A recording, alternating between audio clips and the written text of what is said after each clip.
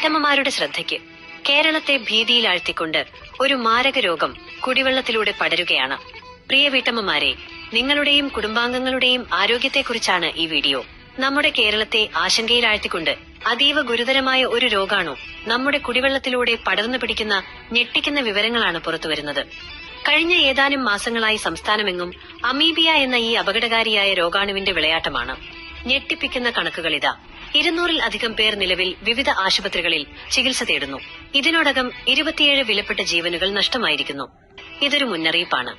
നിങ്ങൾ വീട്ടിൽ ഉപയോഗിക്കുന്ന വെള്ളം സുരക്ഷിതമാണോ? നിങ്ങളുടെ കിണർ ശുദ്ധീകരിക്കാനായി കക്കപ്പൊടിയോ മാർബിൾ പൊടിയോ വാങ്ങാൻ നിങ്ങൾ ഉദ്ദേശിക്കുന്നുണ്ടെങ്കിൽ അതീവ ഗൗരവമായ ഒരു മുന്നറിയിപ്പ് നിങ്ങൾ അറിയണം. വെർജിൻ കക്കപ്പൊടി ഉൽപ്പാദിപ്പിക്കാൻ സാങ്കേതിക വിദ്യ ഇല്ലാത്ത ദയാലേട്ടന്റെയും ശിഷ്യന്മാരുടെയും കക്കപ്പൊടി തിരഞ്ഞെടുക്കുമ്പോൾ ശ്രദ്ധിക്കുക. 1. തുണിസഞ്ചിയുടെ അപകടം.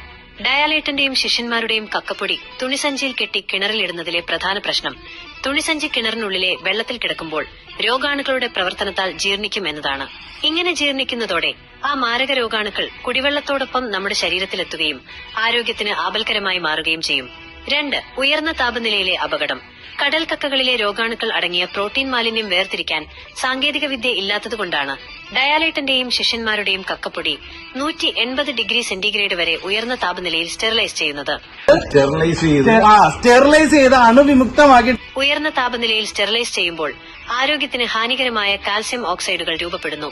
ഈ കാൽസ്യം ഓക്സൈഡ് കുടിവെള്ളം വഴി ശരീരത്തിലെത്തിയാൽ ഗുരുതരമായ ആരോഗ്യ പ്രശ്നങ്ങളുണ്ടാക്കാം.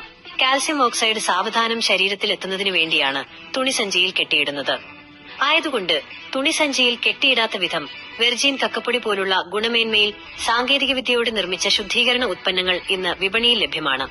അത്തരം ഉത്പന്നങ്ങൾ മാത്രം അന്വേഷിച്ചു വാങ്ങുക. നിങ്ങളുടെ വീട്ടിലെ കിണറിലെ വെള്ളം എങ്ങനെ സുരക്ഷിതമാക്കാം? എന്താണ് ശരിയായ ശുദ്ധീകരണ മാർഗം? ഈ മാരക രോഗാണുവിനെ എങ്ങനെ പ്രതിരോധിക്കാം? തുടർന്ന് കാണുക. ഈ വീഡിയോ പൂർണ്ണമായും കണ്ട് നിങ്ങളുടെ കുടുംബത്തിന്റെ ആരോഗ്യം ഉറപ്പാക്കുക.